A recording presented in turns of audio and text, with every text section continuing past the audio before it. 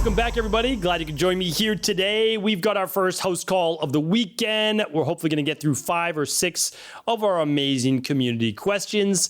These questions come in every single day at stevencabral.com/askcabral, and I answer them in the order that they come in. Typically takes about 10 to 12 weeks to get your question read live on this podcast. I don't do any prep work. I don't even see your question before actually opening up this document right now.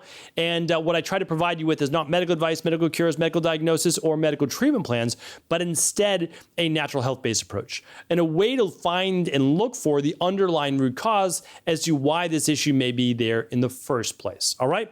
So without further ado, let's dive in. Let's get started. Just open up the document, and it looks like our first question is from Salman. Salman says, "Hello, thank you for your post on Alzheimer's early detection. Can you please share the info on where I can do the Alzheimer early detection blood test that you referred to?" Happy to help. So I talk about Alzheimer's. So basically there are 5 main causes of death, like before 100 plus years old. Okay. So we just can't get those 5. Like that's literally it. After that, it's smoking, it's accidents, it's things like that. You shouldn't smoke, right? And accidents are, you do your best, right? That's basically it. You wear your seatbelt in your car, those types of things.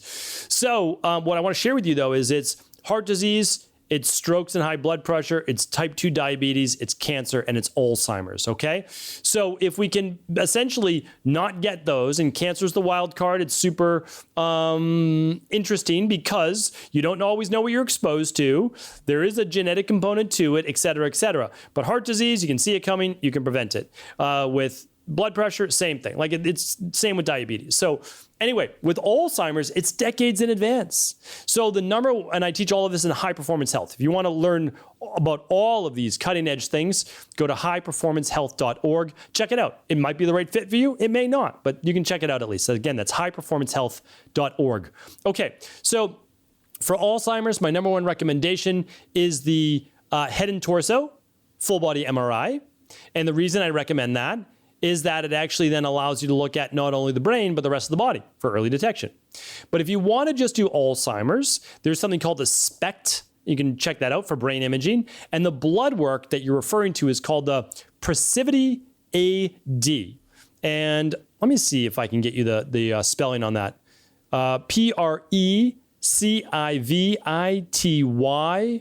AD. That's the name of the specific advanced Alzheimer's detection blood work. Okay, so hopefully that was helpful. Thanks for writing in. Sabrina's up next. Hi, Dr. Cabral. Does having more fat on your belly also mean that you have more visceral fat?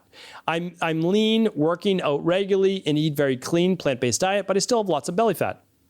I know this is due to my slightly slower thyroid and lower female hormones. I'm 45, but I'm still concerned about this. Thanks so much for your answer. All right, so definitely check out my podcast on visceral versus subcutaneous fat. And if you ever can't find a podcast by searching it at stevencabral.com/podcasts, write in at cabralsupportgroup.com. We'll find the podcast for you. The amazing Michelle will help you do that. Okay, so here's the thing. If you can pinch the body fat, for the most part, that's subcutaneous. That's not visceral fat. Visceral fat is the fat that's kind of woven in with the muscle and the organs. It looks, again, pardon my description of it, but a belly that protrudes like a pot belly, right? As they referred to it as that, like a harder, bigger belly, that's more visceral fat. A belly that, again, part of my description, when you kind of lean forward, it has rolls, that's subcutaneous fat. All right. So hopefully that helps with the description. All right, next question is from Summer. Summer says, I have endometriosis, many ruptured ovarian cysts, 2 ectopic pregnancies, lots of internal bleeding and peritonitis. Fortunately, I found natural health and reversed many of my dis-eases, including PCOS, but not before destroying my chances for natural pregnancy. Each case involved internal bleeding and inflammation, leaving painful adhesions throughout my abdominal cavity. A lot of them have been removed during other gynecological surgeries, but I know they left a couple on my liver. I do castor oil, manual manipulation of my liver and digestive tract, hoping to break them up. I know proteolytic enzymes are key. I did get some and intend to work at it from that angle as well. Will adhesions on the liver affect detox deficiency or efficiency? Will all that scar tissue jam up the lymphatic system in general? Thanks. Okay, so if I read this correctly, you had lots of issues around endometriosis, the cyst that you talked about, PCOS, et cetera. Okay, so then you had some surgeries, which then did not allow then for a natural pregnancy. You got a lot of these things, but you have some scar tissue and you have a couple maybe cysts left.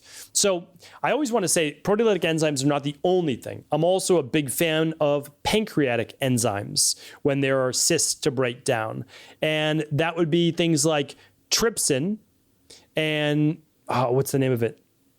Like chymosin. I apologize. It's just not that, the pronunciation of that is not coming to me. Again, I always give you the excuse, but I read so much and I don't listen. So I don't necessarily like my pronunciation in general. I think with English leaves a lot to be desired, but I simply do my best, right? So, okay, there's that. There's protease. There's all those great things. So protease, the trypsin, the chymosin, also great.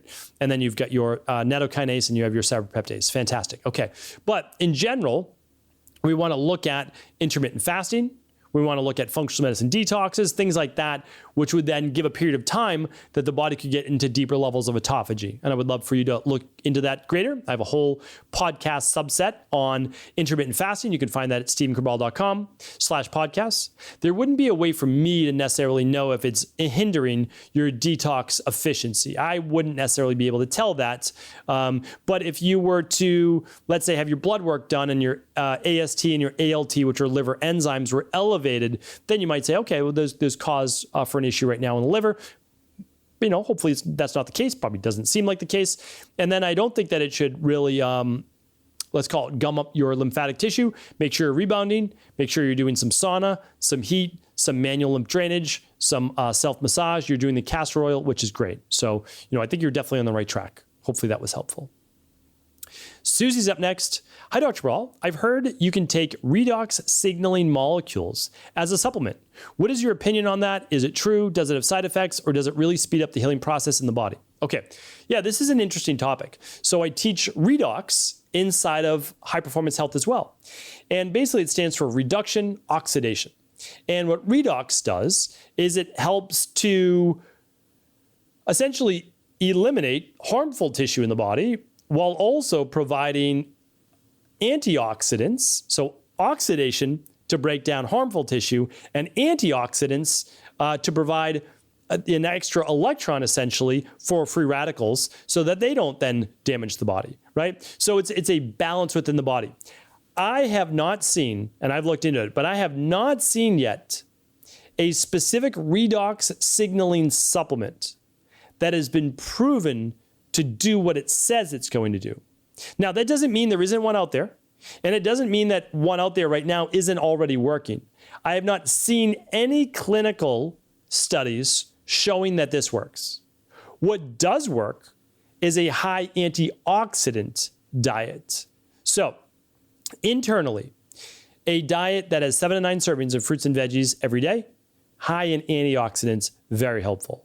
Daily fruit and vegetable blend powder, like a greens rainbow-based blend, can be helpful. So things high in antioxidants, your vitamin C's, your vitamin E's, etc. Okay, now, externally, may this work even better? Something like, again, a redox-based product, a hydrogen peroxide. We know a hydrogen peroxide basically lends an extra oxygen molecule to kill a lot of the bacteria in necrotic tissue. That's, again, I can't give you any medical advice, but I have no problem using hydrogen peroxide for a cut on the outside of the body to kill any bacteria. A lot of people, they don't do that. They don't believe in it. They think it's more harmful. Totally get it, and I understand, and I respect their opinion. What I'm saying is I'm not going to use antibiotics unless it's life-saving, and I want to do something that's going to immediately kill a lot of that bacteria. Now, it might damage some of the healthy tissue as well. I get it, and I understand that. Right? You're deciding. And so we don't use it for a long period of time, but while there's bacteria, you need to get rid of that. And so a couple times a day, I may use that. All right. So I just wanted to share that with you. Okay. Thank you. Diona is up next. Hi, Dr. Cabral. Thanks for all you do. I'm following you and have found so much help and hope on my health journey. Happy to hear that, Diona. My question today concerns my 32-year-old son. He's getting painful mouth ulcers, and his palms and feet get spots. All he has been able to come up with is mouth hand and foot disease. However, this happens every few months. What would you suggest? Okay, totally get it. Hand, foot, and mouth disease is a real thing. Typically more in children, they get it. And although it's said that you're only able to get this virus once, I definitely know people that have gotten more than once. So anyway, but does it happen really more than twice? Almost never. Like, I've never really heard of that. And so what I would say is this, is that if it's coming every few months, the likelihood that it's that, not high.